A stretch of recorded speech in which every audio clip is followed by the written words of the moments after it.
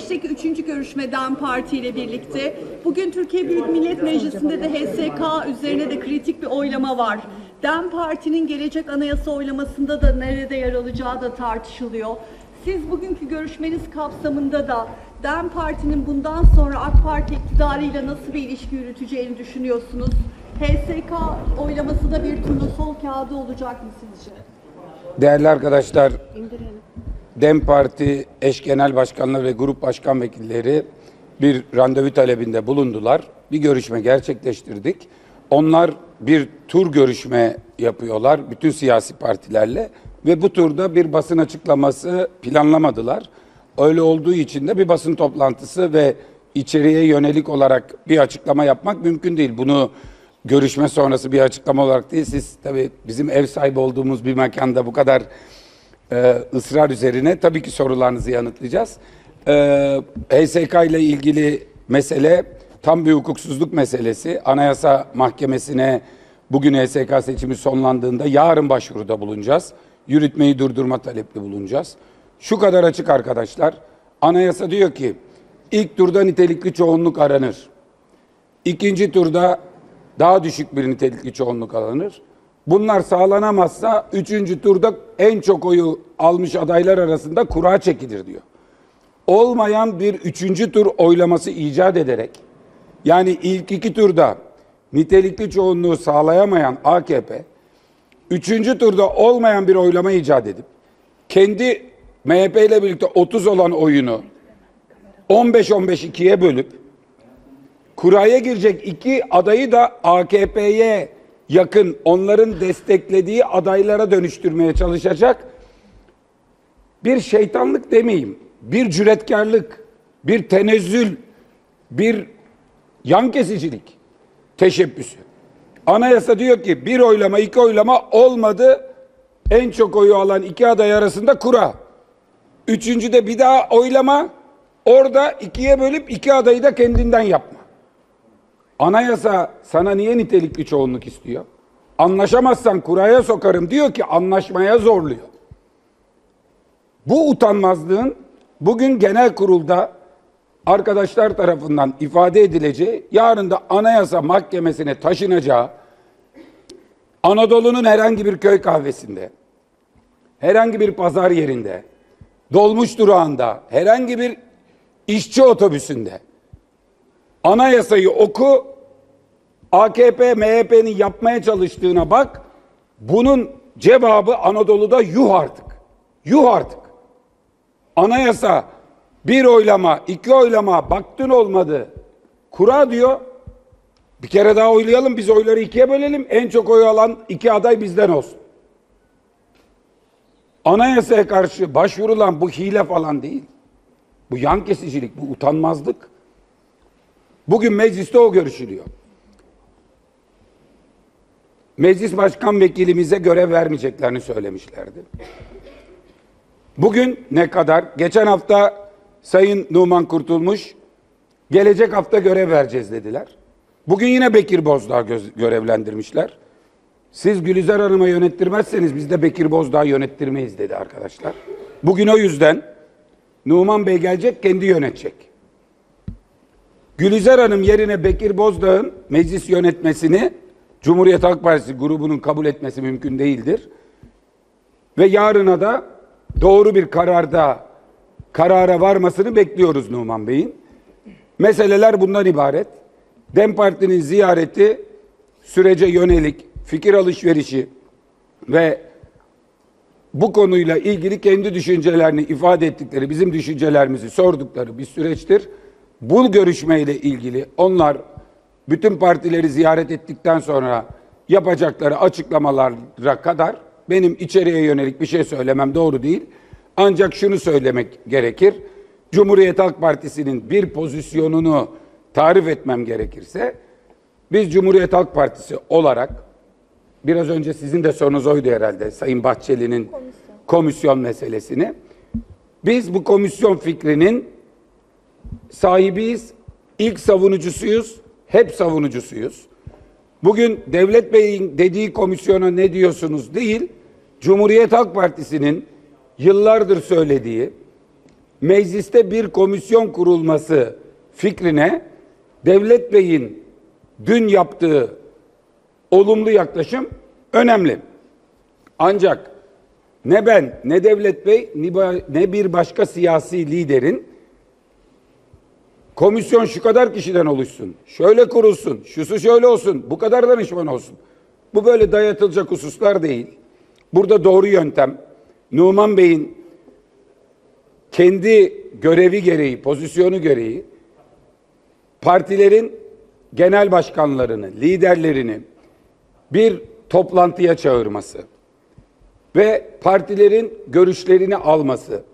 Bu görüşler doğrultusunda bir uzlaşmaya varılarak kaç kişilik bir komisyon ne şekilde oluşacak belirlenmesi, komisyon oluşunca da çalışma usul ve esaslarını kendisinin belirlemesi lazım. Ben Devlet Bey'in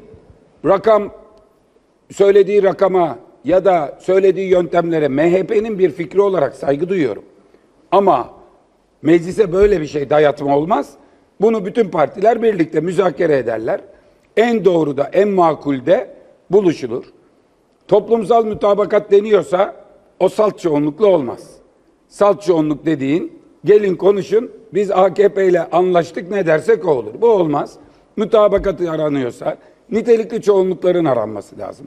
Tam mütabakat olmayabilir ama bir nitelikli çoğunluk aynı doğruyu savunuyorsa o noktada karar verilir, ileriye doğru gidilir. Tabii bizim komisyon yaklaşımımızda başta şehit aileleri ve gazilerin o komisyona dahil edilmesi, dinlenmesi, onların rızasının olmadığı işlerin ve yaşanan süreçten zarar gören herkesin gelip bu komisyonda mutlaka ve mutlaka duygusunu, düşüncesini, talebini, önerisini dile getirmesi lazım. Cumhuriyet Halk Partisi'nin yıllardır söylediği, benim aylardır söylediğim, Sayın Bahçeli, Abdullah Öcalan gelsin, bu kürsüden konuşsun, umut hakkından yararlansın dediği gün ben mecliste bir komisyon kurulmalı, süreç şeffaf, toplumsal rıza üretecek şekilde toplumsal mütabakatla yönetilmeli ve bu meselede mutlaka şehit aileleri, gaziler ve bu süreçten zarar gören herkes dahil edilmeli demiştim. O günden bugüne aynı yerdeyim.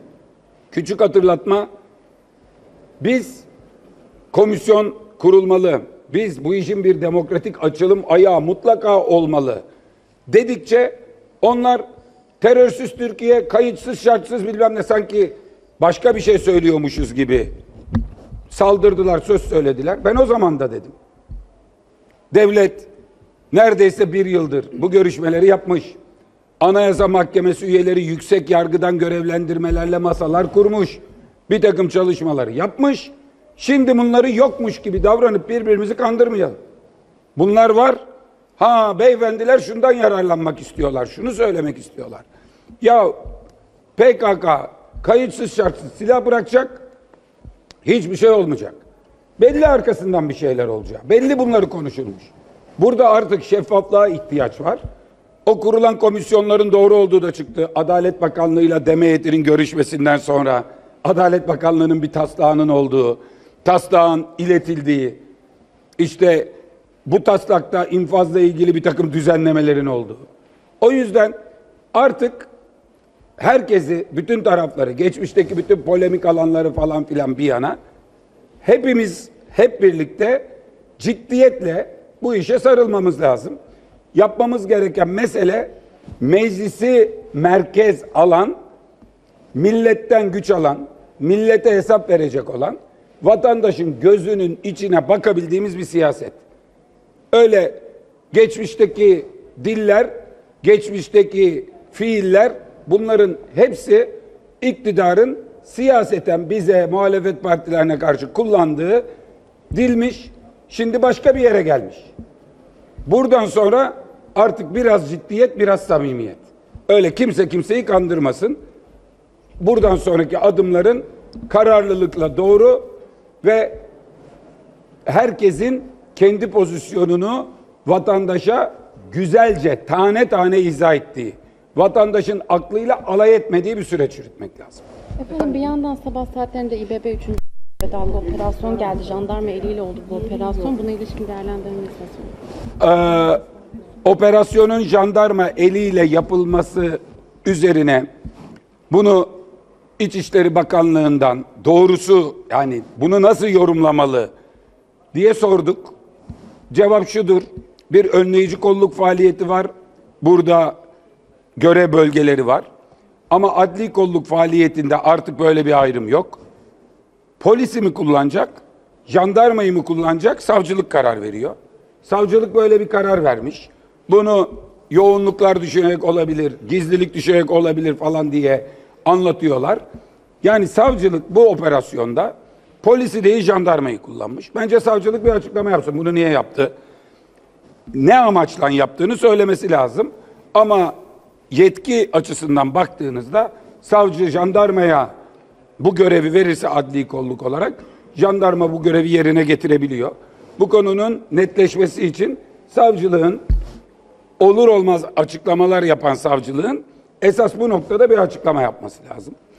Üçüncü dalga operasyonun kendisi daha önceki dalgalardan sonra gelen yine algı yaratmaya yönelik ve tamamen duydum ettim falan filanın altını doldurmaya çalışıp çalışamadıkları. Mutlaka şimdi yeni tehdit, yeni şantaj, yeni itirafçılığa zorlamalar için yeni kişilere ihtiyaç var. İçeridekilerin canını çıkardılar olmuyor. Ama bir büyük ayıpla başladı bu sabah. Hepiniz biliyorsunuz, vatandaşlarımız da bilsin. Savcılıktan 2 sayfa bir bilgi yollandı muhabirlere, gazetecilere. Resmi bilgi değil. İçinde dedikodu var. İçinde o onun sevgilisiymiş, bu bunun bilmem nesiymiş. Ya bu kadar ayağa düşürmeyin hukuk devletini kardeşim. Antetli kağıtla yapamadığın bilgilendirmeyi utanmadan alternatif alanda ne yayıyorsun? Varsa antetli kağıda yazabileceğin bir şey yaz. Bu kadar utanmazlık olmaz. Bunu Akın Gürley'e söylüyorum bak. Yaptığınız iş hukuku ayaklar altına almak, devleti ayaklar altına almak, devlet ciddiyetini ortadan kaldırmak. Antetsiz kağıda dedikodu basın bildirgesi nedir ya özel hayata yönelik? Yazın bunu yazın. Neymiş? Tutuklananlardan, gözaltına alınanlardan bir tanesinin geçmişte filancayla yani gözaltına alınan bir diğer kişiyle bir gönül ilişkisi varmış. O ilişki bitince görevden alınmışmış. Buna mı kaldı ya? Buna mı düştünüz be kardeşim ya? Bu mu turbun büyüğü? Terbiyesizliğin büyüğü bu ya. Sizi oraya yollayanı da utandırıyorsunuz. Sizi oraya yollayan bundan utanmıyorsa vallahi ben utanıyorum ya. Bakın burada bu kadar gazeteci var. Akın Gürlek herkesin gözünün içine baka baka söylüyorum. Ne demek antetsiz kağıda dedikodu basın bülteni ya? Hadi açıklama yap, yapmadım de. Yapmadım de, yapmadık de. Hepimizin elinde. Biraz utanmak olur, sıkılmak olur arkadaş. Yarın öbür gün bu senin duyumun, iddian, dedikodu. O yazdığın insanların ailesi var. Anası var, babası var, kardeşi var. Bir başkasının çoluğu çocuğu var. Sana ne? Ve bu bir iftira ama basına yolluyorsun. Bu mu mücadele? O kadar kanun var elinde, o kadar yetki var elinde, her şey elinde. Mücadele için paparazzilik yaptıracaksın öyle mi? Yazıklar olsun. Yazıklar olsun. 2 satır bir açıklama yap. Biz böyle bir şey geçmedik de basına. Hiç olmazsa geçtiğin basın mensupları sizin yaptığınız bu işin ne olduğunu biliyor. Bak bu kadar kişi dinliyor burada. Bütün İstanbul'un elinde, hepimizin elinde. Yolladığın dakika elimizde. Yazın bunu. Ne olacak? Psikolojik harp yürütüyor. Normal yenemedim, hukuken yenemedim. Dedikoduyla yıpratacağım. Aile saadetini bozacağım. Hepsi yalan, hepsi dolan. Gerçek olsa sana ne? Yarın senin bilmem neni birisi antetsiz kağıtla tutsa oraya buraya yollasa, aldığı maaşın bilmem kaç katı gezdiği tekneyi falan filan YouTube'a koymuş oynatıyor adamlar. Yarın senin özel hayatından ilgili birisi antetsiz bir şey yollasa olur mu? Görsem ben engel olurum ben. Bizim iktidarımızda ben derim yapmayın bunu. Mertlik değil bu. Değil derim yani. Özgür Bey, bir de İstanbul'daki bazı meslektaşlarımıza ilişkin de itibarsızlaştırma politikası güdülüyor ve baz istasyonları HTS kayıtları üzerinden kendileri de suç duyurusunda bulundu ama bunu da bu politikanın bir parçası olarak mı görüyorsunuz? Nasıl değerlendiriyorsunuz? Ya görüyorum tabii arkadaşlar, hepiniz yaşıyorsunuz. Bakın teker teker isimleri belli. Bir sürü isim geçti. İşte Barış Pehlivan arkadaşımız herhalde açıklama yaptı. Bahsedilen ismi görmedim, duymadım, yan yana gelmedim, telefonla bile konuşmadım. Peşine bir başka arkadaşımız açıklama yaptı, aynı şey.